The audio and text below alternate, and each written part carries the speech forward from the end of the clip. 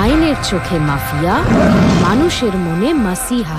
একজন সুপারস্টার, একজন cinema artist, আবার যদি সেটা দেবের মতো স্টার হয়, তাহলে কেন হচ্ছে ভয় পায়, কেন ব্যর্থতা এত ভয় থাকে ব্যর্থ হওয়ার, সেটা একমাত্র সেই ভালো জানে। কেন বলছি এই কথা? কারণ রঘু ডাকাত আসছে পুজোতে, সেটা সবারই জানা। না না না, সেই পোস্টার, রিয়াকশন এরকম কিছু বলবো না। এখানে দুটো মুভি নিয়ে কথা বলবো, এক রঘু ডাকাত আর দুই প্রজাপতি 2। হ্যাঁ, তোমরা এতক্ষণে জেনে গেছো যে প্রজাপতি 2 রিলিজ হবে, আর সেটা খবরও তোমাদের কাছে চলে গেছে। সোশ্যাল মিডিয়ায় সেটা নিয়ে প্রচুর এরকম মিম চলছে বা ট্রোল করা চলছে যে দেবদা খাদানের মতো এত বড় সিনেমা করেছে, তাহলে আবার সিরিয়াল করার কি যুক্তি ছিল, মানে সিরিয়ালের মতো মুভি করার কি যুক্তি ছিল।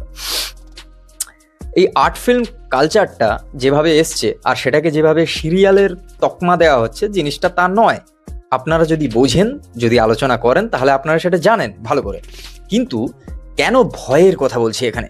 কারণ এক্সপেকটেশন, এই যে মানুষের কাছ থেকে যে এক্সপেকটেশন, এই জিনিসটা খুবই খারাপ জিনিস, আবার খুব ভালোও জিনিস। আর কেনই বা লোক এক্সপেকটেশন রাখবে না? তার কারণ একটাই, মানুষ ফ্রিতে কিন্তু দেখছে না, ইউটিউব কিংবা কোনো ওটিটি প্ল্যাটফর্মে গিয়ে মুভিটা দেখছে না, মুভিটা দেখবে সিনেমা হলে। এক্সপেকটেশন তো থাকবেই, তাই না? একজন সুপারস্টারের একটু ভয় থাকবে, সেটাই স্বাভাবিক। তার কারণ তাকে একটা কাজ যদি 30% ছাড়ে, পরেরটা কিন্তু 40 থেকে 50% গিয়ে ছাড়তে হবে। তার মানে সব সময় তাকে আপ করতে করতে যেতে হবে। যেরকম একবার ভেবে দেখুন, এই যে রিসেন্ট মুভিটা আসছে রামচরণের গেম চেঞ্জার, সেটা নিয়ে আমি পরের ভিডিওয়ে ভালো করে বলবো।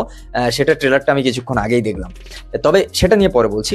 এই যে রামচরণের কথা কেন বললাম, রামচরণের যে মুভিটা আসছে গেম চেঞ্জার, তার আগে সে কি করেছিল?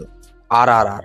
এবার সেই RRR মুভিটা যা করেছিল, তার থেকে যদি এটা হাই না হয়, এটা তার থেকে যদি আরো ভালো না হয়, প্লট যদি ভালো না হয়, অ্যাকশন যদি ভালো না হয়, VFX যদি ভালো না হয়, তাহলে মানুষ কিন্তু সেটা নিয়ে কথা বলবে, সেটা নিয়ে আলোচনা করবে।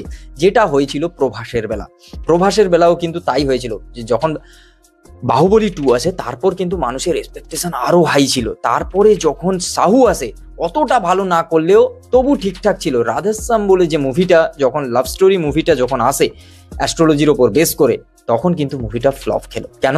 মানুষ সেটা দেখতে চায় না, সে তার স্টারের কাছ থেকে কি চায়, সেটাই সব থেকে বড় ব্যাপার। এটা এখানে তাই হয়েছে। দেবদার কাছ থেকে দেবের ফ্যান কি চায়, সেটা দেবদা যদি খাদানের পর বুঝে যায়, তাহলে রঘু ডাকাত সাকসেস হবেই হবে। আর একটা মুভি সাকসেস করতে গেলে দেবদা সেটা জানে ভালো করে। তাই তো বলছি, কোনো কিছুকে ট্রোল করার আগে অবশ্যই ভাবা উচিত। কারণ প্রজাপতি বলে যে সিনেমাটা, তার কিন্তু দর্শক আলাদা, আর খাদান, রঘু ডাকাত এই ধরনের মাস কমার্শিয়াল মুভির কিন্তু দর্শক আলাদা। তাই যেহেতু দর্শক আলাদা, তাই দুটোকে একসঙ্গে গুলিয়ে ফেলে তাকে ট্রোল করার কোনো মানে হয় না। তবে যদি ভালো লেগে থাকে, তবে অবশ্যই like, comment, share and subscribe my YouTube channel. আর যদি তুমি দেবের ফ্যান হয়ে থাকো, অবশ্যই সেটা কমেন্ট করে জানিয়ে যেও।